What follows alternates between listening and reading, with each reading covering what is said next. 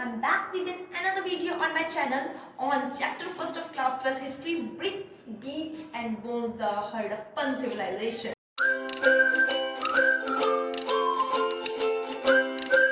So आज हम पढ़ने वाले हैं सोशल डिफरेंसेस के बारे में कि आर्कियोलॉजिस्ट हड़प्पन सेटलमेंट में सोशल डिफरेंस को कैसे ट्रेस कर पाए।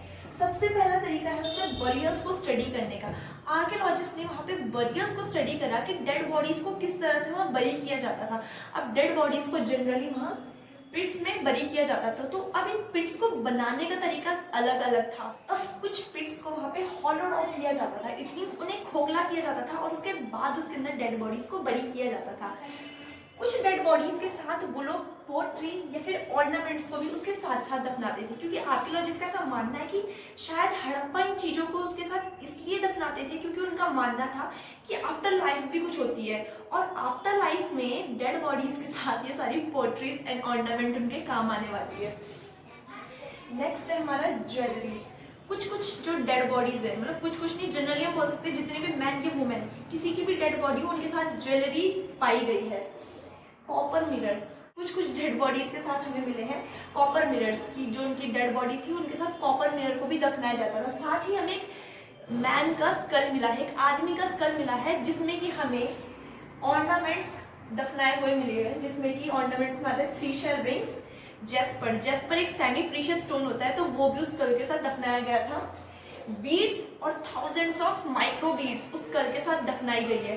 तो अब ये हमें दिखाता है सोशल डिफरेंस कि हाँ, कुछ लोगों के साथ वहाँ कॉपर मिरर दफनाया जाता था, कुछ लोग अपने ऑर्नामेंट्स पॉटरी वगैरह दफनाते थे। लेकिन अगर हम पूरा होल एज अ होल लेके चले तो आर्कियोलॉजिस्ट ने ये पाया कि जो हड़प्पन थे वो प्रीशियस चीज़ों को दफनाने में या फिर ज़्यादा कॉस्टली या फिर वैल्यूएबल मटीरियल्स को दफनाने में बिलीव नहीं करते थे। अब देखो यार, पहला तरीका तो था हमारा बरियल्स को स्टडी करने की। आर्कियोलॉजिस्ट ने बरियल्स को स्टडी करा, उन्होंने बोला ठीक है, डिफरेंसेस थे नहीं थे, कुछ लोग ज्वेलरीज दफना देंगे उनके साथ, कुछ लोग कॉपर मिरर दफना देंगे, कुछ लोग पॉटरी दफना देंगे। अच्छा, ज्वेलरीज का मतलब यही नहीं कि गोल्ड या फिर सिल्वर की ज्वेलरीज उस टाइम पे बनाई जाती थी स्टोन्स की, बीड्स की, क्ले की, इस तरह से। तो ये सजेस्ट करता है कि हाँ, वहाँ पे सोशल डिफरेंसेस रहे होंगे या नहीं रहे होंगे। हम लोग फॉर श्योर नहीं कह सकते कि हड़प्पन में सोशल डिफरेंस थे। तो आर्कियोलॉजिस्ट ने दूसरा तरीका अपनाया सोशल डिफरेंस ढूंढने का, वो तरीका था लग्जरी। अब वो देखना चाहते थे कि क्या वहाँ के कुछ लोग लग्जूरियस लाइफ जीते थे या फिर कुछ लोग ऐसी गरीबों वाली जिंदगी जीते थे। तो उसका तरीका ये है कि जो आर्कियोलॉजिस्ट थे वो स्टडी करते थे आर्टिफैक्ट्स को। अब आर्टिफैक्ट्स को 2 कैटेगरी में उन्होंने डिवाइड कर दिया। पहला था यूटिलिटेरियन, इट मीन्स जो हमारी नॉर्मली रोजमर्रा की जिंदगी में काम आने वाली चीज होती है वो, और दूसरा था लग्जरी। अब यूटिलिटेरियंस में था कॉर्न्स, पॉटरी, नीडल और फ्लैश रबर्स। तो ये सारी जो चीजें थी वो अगर किसी भी, मतलब हम कहीं किसी भी रीजन में पाएंगे, ये सजेस्ट करते हैं कि हाँ भाई ये हमारी यूटिलिटी की चीज है तो ठीक है, डेली यूज का है। अगर किसी जगह में उनको लग्जरी चीज मिल गई, लग्जूरियस चीज मिल गई, वो सजेस्ट करेगा कि हाँ भाई वहाँ पे सोशल डिफरेंस था, क्योंकि हर कोई उस लग्जूरियस चीज को अफोर्ड नहीं कर सकता था। तो उस लग्जूरियस थिंग्स में क्या क्या आता था, ऐसी चीजें जो बहुत रेयर होती थी, मतलब आसानी से नहीं मिलती थी, या फिर ऐसी चीजें जो बहुत कॉस्टली होती थी, सच एज आईफोन। आज के टाइम पे अगर किसी के पास आईफोन है तो हाँ भाई वो एक लग्जरी जिंदगी जी रहा है, लग्जूरियस लाइफ जी रहा है। तो उस टाइम पे भी जो चीजें कॉस्टली होती थी उस टाइम पे उसको लग्जरी माना जाता था। नॉन लोकल, जो लोकली अवेलेबल नहीं है, बाहर से मंगाई जा रही है, मैटर नहीं करता वो कॉस्टली है या नहीं है, बस ये कि वो लोकली अवेलेबल नहीं है। जैसे आपका कोई दोस्त है, मान के चलो उसके पापा दुबई में जॉब करते हैं और उसने दुबई से चॉकलेट मंगा ली, भाई तुम तो बिल्कुल ऐसे बोलोगे भाई हम कितने बड़े आदमी बन गए क्योंकि हमने दुबई की चॉकलेट खा ली। तो बस यही है, वहाँ पे इसको लग्जरी मानते थे कि जो चीज़ लोकली अवेलेबल नहीं है और बाहर से वो चीज़ आ रही तो उनके लिए लग्जरी है। नेक्स्ट आता है कॉम्प्लिकेटेड, जो चीज़ बहुत ही कॉम्प्लिकेटेड तरीके से बनती है, जिसको बनाने में बहुत ज़्यादा मेहनत लगती है, तो भाई वो लग्जरी का आइटम बन गया, क्योंकि ऑफ कोर्स वो क्या हो जाएगा, महंगा हो जाएगा। सच एज हैंडीक्राफ्ट, आज के टाइम पे हम देख सकते हैं कि जो हैंडीक्राफ्ट्स हैं तो उसको बनाने में काफ़ी मेहनत लगती है, लोग हाथों से बनाते हैं, टाइम कंज्यूमिंग है। तो इसी तरह की चीज़ें जो बहुत कॉम्प्लिकेटेड टेक्निक से बनाई जाती है, जिनको बनाने में बहुत मुश्किल होती है, उसको जो आर्कियोलॉजिस्ट है उन्होंने कैटेगराइज कर दिया लग्जरी के अंदर। अब इसके एग्जाम्पल हम देख सकते हैं फेन स्पॉट के रूप में, कि अब आर्कियोलॉजिस्ट को मिले हुआ फेन स्पॉट। वो फेन स्पॉट किसके बनते थे, सैंड या सिलिका को गम के साथ मिलाकर बनाए जाते थे। अब हमने फेन स्पोर्ट को सैंड और सिलिका के साथ जो भी है गम में मिक्स करा, फिर इसको आग वगैरह में तपाया और एक पॉट बना दिया। तो इसको बनाने में काफी मेहनत लग रही है, काफी कॉम्प्लिकेटेड टेक्निक है, तो इसलिए हमने इस फेन स्पोर्ट को डाल दिया लग्जरी आइटम के अंदर। तो बस यही कुछ तरीके हैं जिसके मदद से कि आर्कियोलॉजिस्ट पता करते थे कि हाँ भाई वहाँ पे कुछ लोग नॉर्मल जिंदगी जीते थे, ये सब छोटी मोटी चीजें यूज करते थे, और कुछ लोग लग्जरियस थिंग जैसे कि फेन स्पॉट हो गया, जो भी रेयर या नॉन लोकल चीजें उनको यूज करते थे। और अब देखो भाई आर्कियोलॉजिस्ट ने बोला कि हम सोशल डिफरेंस को दो तरह से ट्रेस करेंगे। पहले हम स्टडी करेंगे बरियर्स को और दूसरा हम स्टडी करेंगे लग्जरी। तो अब इन सबको स्टडी करने के बाद स्टिल कुछ कॉम्प्लिकेशन आ गई, जिसके कारण उनको पता ही नहीं चल पाया भाई कि सोशल डिफरेंस था कि नहीं था। अब वो कॉम्प्लिकेशंस क्या थी? वो कॉम्प्लिकेशन थी कि आर्कियोलॉजिस्ट को मिला उस साइट पे spindle holes. Spindle holes use होते हैं थ्रेड को स्पिन करने के लिए। तो अब यार ये डेली यूज का ऑब्जेक्ट है, ठीक है। तो अब जो स्पिंडल होल्स था ये बना हुआ था फेंस का। अभी अभी हमने पढ़ा था कि जो फेंस है वो लग्जरी आइटम है, ठीक है। फेंस से मतलब कोई भी चीज बनेगी तो वो लग्जरी आइटम हम उसको मानेंगे। अब स्पिंडल होल डेली यूज का आइटम था और फेंस से बना, तो यहाँ पे आर्कियोलॉजिस्ट को बहुत कंफ्यूजन हो गया, बहुत दिक्कत आ गई कि भाई लग्जरी वाले जो चीज है, लग्जरी आइटम जो है उससे हम यूटिलिटेरियन वाली चीज कैसे बना सकते हैं। तो इन कॉम्प्लिकेशन के कारण आर्कियोलॉजिस्ट को बहुत डिफिकल्टी हो रही थी या अभी भी होती है ये ट्रेस करने के लिए कि क्या हड़प्पन सिविलाइजेशन में सोशल डिफरेंस था या नहीं था। अब हमें इस सेटलमेंट में, उस सिविलाइजेशन में बहुत ही रेयर चीजें भी मिली है। तो जितनी भी रेयर या फिर प्रीशियस चीजें थी जिनको हम मानते हैं कि हाँ भाई बहुत महंगी रही होंगी, बहुत मुश्किल से मिली होंगी, वो सारी की सारी चीजें हमें बड़ी बड़ी सेटलमेंट से मिली है। जैसे कि हड़प्पा, मोहनजोदारो, ऐसे राखी गढ़ी वगैरह, इस तरह की जो बड़ी साइट्स है वहां पे हमें रेयर चीजें मिली है। और छोटी मोटी जो सेटलमेंट्स थी वहां पे हमें रेयरली कोई ऐसी चीज मिली होगी। नेक्स्ट आता है गोल्ड। अब गोल्ड भी डिस्कवर हुआ, भले ही गोल्ड जो था वो बहुत रेयर था, बहुत ही रेयर डिस्कवर हुआ, पर जितना भी हुआ वो हमें मिला है होर्ड्स के थ्रू। अब होर्ड्स तो होते क्या है? तो होर्ड्स ऐसे ऑब्जेक्ट्स होते हैं जैसे कि गोल्ड हो गया हमारा, ज्वेलरी हो गई, या फिर कोई भी मेटल हो गया, जिसको हम किसी भी कंटेनर जैसे कि पॉट इसके अंदर प्रिजर्व करके रखते हैं। अब हड़प्पन टाइम पे आर्कियोलॉजिस्ट का ऐसा मानना है कि जो मेटल वर्कर्स थे ना वो इस होर्ड को प्रिजर्व करके रखते थे कंटेनर्स के अंदर, जो भी उनका मेटल वगैरह रहा उसको प्रिजर्व करते थे ताकि बाद में वो उसको रीयूज कर सके जब भी उनको जरूरत पड़े। अब भाई हड़प्पन सिविलाइजेशन इतनी एडवांस सिविलाइजेशन थी, वहाँ के लोग इतने एडवांस, तो हमें कुछ ना कुछ टैलेंट तो रहा ही होगा। तो एक टैलेंट हम लोग क्राफ्ट प्रोडक्शन का, कि हाँ भाई हड़प्पन सिविलाइजेशन में क्राफ्ट प्रोडक्शन होता था। अब एक ऐसी साइट थी जो पूरी तरह से डिवोटेड थी क्राफ्ट प्रोडक्शन के लिए कि हाँ भाई यहाँ तो क्राफ्ट प्रोडक्शन ही होगा, और वो साइट थी हमारी चानुदरो। अब चानुदरो जो थी वहां से क्राफ्ट प्रोडक्शन होता था। तो क्राफ्ट प्रोडक्शन में वो करते क्या कहते हैं? बीड मेकिंग, मतलब बीड्स बनाते थे, सील मेकिंग मतलब सील्स बनाया करते थे, वेट मेकिंग, शेल कटिंग और मेटल वर्किंग किया करते थे। अब ये सारे काम करने के लिए वो किन मटेरियल का यूज किया करते थे? तो मटेरियल को यूज करते थे स्टोन्स जैसे कि कार्नेलियन, जेस्पर, क्रिस्टल, क्वार्ट्ज और स्टीएटाइट। अब कुछ याद हो ना हो, स्टीएटाइट आपको याद आना चाहिए क्योंकि मैंने चैप्टर के स्टार्टिंग में ही बता दिया था भाई कि स्टीएटाइट एक स्टोन है जो कि सील बनाने के लिए यूज होता था, और उसमें हमने कुछ पढ़ा था कि एनिमल मोटिव्स थे, एक साइफर स्क्रिप्ट थी वगैरह वगैरह। तो कुछ याद ना हो, क्रिस्टल, ये इजी सा नाम, और ये स्टेटाइट वगैरह याद रहना चाहिए। नेक्स्ट है हमारा मेटल की। अब वो मेटल वर्किंग भी करते थे, हमने पढ़ा। तो किन मेटल्स का वो यूज किया करते थे? उसमें आता है कॉपर, ब्रोंज एंड गोल्ड। इन तीन मेटल्स का वो यूज किया करते थे। अच्छा, हड़प्पन सिविलाइजेशन को हम ब्रॉन्ज सिविलाइजेशन भी बोलते हैं क्योंकि हड़प्पन जब पीरियड स्टार्ट हुआ था उस टाइम पे ब्रॉन्ज हम डिस्कवर कर चुके थे। उसके बाद नेक्स्ट आते हैं ऑब्जेक्ट शेल। शेल मेकिंग के लिए ऑफ कोर्स जो शेल कटिंग करते थे उसके लिए शेल तो यूज करेंगे।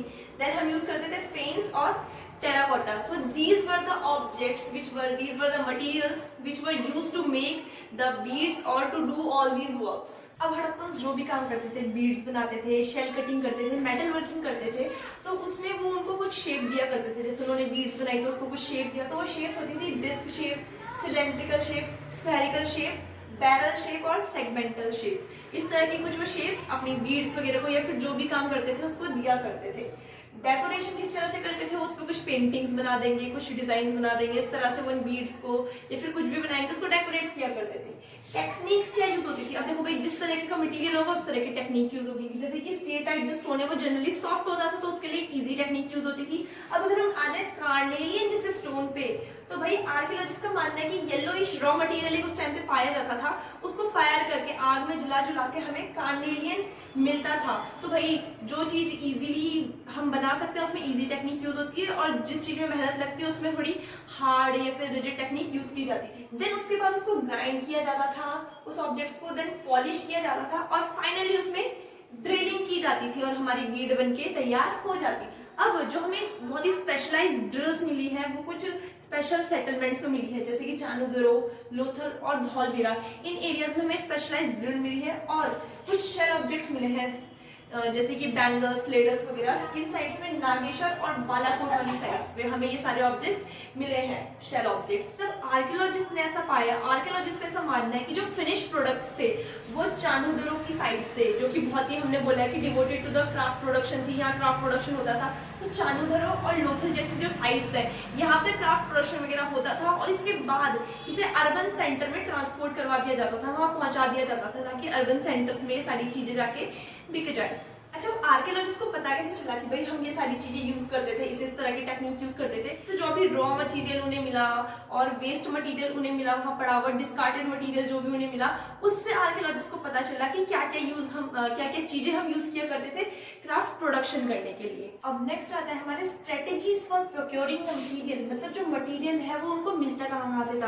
भाई कुछ मटेरियल तो उनको लोकली अवेलेबल हो जाता था, जैसे कि क्ले हो गया, कुछ स्टोन्स हो गए, वो उनको अपने लोकल एरिया में मिल जाते थे, और कुछ जो चीजें जैसे कि स्टोन, टिम्बर या कुछ मेटल ऐसे थे जो उनको बाहर से मंगवाने पड़ते थे।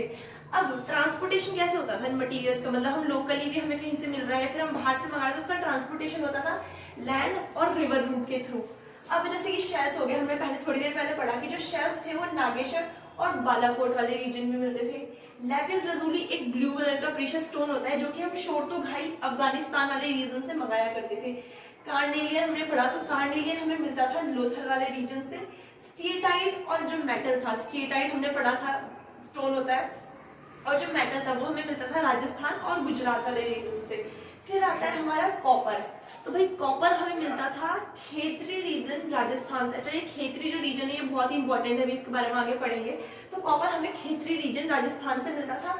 और फाइनली आता है हमारा गोल्ड, गोल्ड हमें मिलता था कर्नाटक रीजन से। अच्छा, अब अभी हमने पढ़ा कि जो कॉपर था वो हमें खेतरी रीजन से मिलता था। तो आर्कियोलॉजिस्ट को खेतरी रीजन में एक और कल्चर होने का एविडेंस मिला है कि ये हड़प्पन कल्चर, इसके कंटेम्प्रेरी में ही एक और कल्चर वहां पे चल रहा था। तो खेतरी रीजन में हमें मिला है गणेश्वर जोधपुर कल्चर का एविडेंस। अब गणेश्वर जोधपुर रीजन को हम अलग क्यों बोल रहे हैं? जो ये कल्चर है इसको हम हड़प्पन कल्चर से अलग क्यों बोल रहे हैं? क्योंकि देखो हमने देखा कि जो हड़प्पन सेटलमेंट थी वहां पे हमें ऑलमोस्ट एक जैसी चीजें मिली है, उनका टाउन प्लानिंग करने का तरीका एक जैसा था इस तरीके का, और जो हमें ऑब्जेक्ट्स मिले वो ऑलमोस्ट हमें ऑब्जेक्ट्स एक जैसे मिले हैं। लेकिन गणेश्वर जोधपुर कल्चर में हमें नॉन हड़प्पन पोट्री मिली है, मतलब जो वहाँ पे हमें पोट्रीज मिली है वो हड़प्पन कल्चर से बिल्कुल मैच नहीं करती, जो सजेस्ट करता है कि भाई हड़प्पन कल्चर अलग था और इसके कंटेम्प्रेरी में एक दूसरा कल्चर चल रहा था जिसे हम बोलते हैं गणेश्वर जोधपुर कल्चर।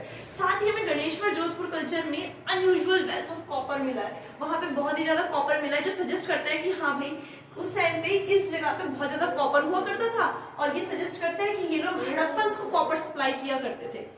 अब हमने गणेश्वर जोधपुर कल्चर पढ़ लिया कि हाँ भाई उसके साथ साथ एक कल्चर था, शायद वहां से कॉपर सप्लाई किया जाता था हड़प्पन को। अब आता है हमारा अगला रीजन, ओमान रीजन।